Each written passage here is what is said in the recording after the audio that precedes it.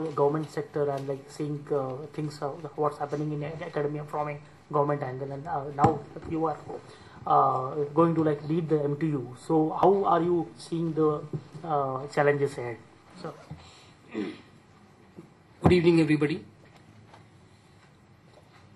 I have been recently posted as registrar, Mamaya Technical University, Gautam Buddha Nagar, Noida, and this is my very first posting in the technical field. Basically, I am a man from civil service and field of administration. I have remained posted in districts and divisions and served on different posts in the government. Mainly, I have been in the administrative field.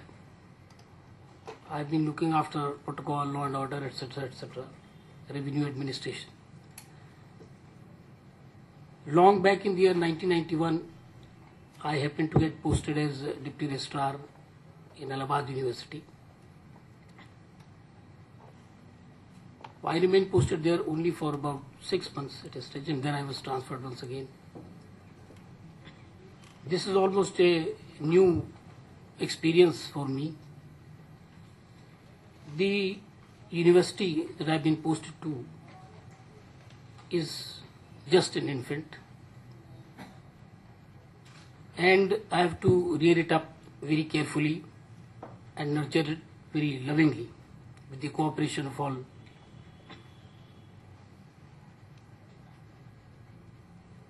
My basic view is, and what I have been experiencing over a period of 28 or 29 years that I have been in the civil service, that if we want to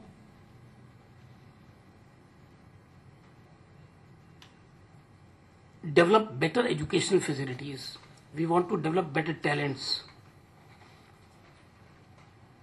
faculty members, students, etc., there should be least political and governmental interference.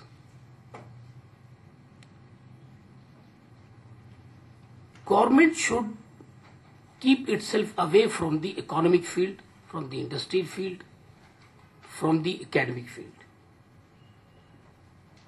This is what I have experienced as a government officer. You have seen the condition of the universities, the colleges that have been established by the government. Eminent panelists and our Honorable Dr. Dusad Saab and our very learned Honorable Vice Chancellor Saab, they know the ins and outs of what is happening in our state. So my basic view is that government should never interfere with the educational institutions, and as Professor Vijender Grover Saab and Goel Saab, they have just mentioned that so many NITs have been opened, they have been established by the government, and we can easily see what is happening in these institutions, what has happened to the students, what has happened to the teachers, faculty, etc., etc. Now, what output can be achieved? What net output can be achieved if these conditions persist? If we want to develop and progress educationally, academically, scientifically, government must allow independent regulatory commissions, private entrepreneurs, academicians to come forward. The duty of the government is to help them, to assist them, so that they may contribute their best to the society and to the state at length. So, as registrar, my task would be to cooperate not only with the different educational institutions, with the persons who will come in contact with me. My duty should be to assess them within the framework of the government rules and regulations. We should allow colleges to develop. We have not to mar the progress of the colleges, the education institutions. So this is my basic view, and since this is my first posting in this field, I would like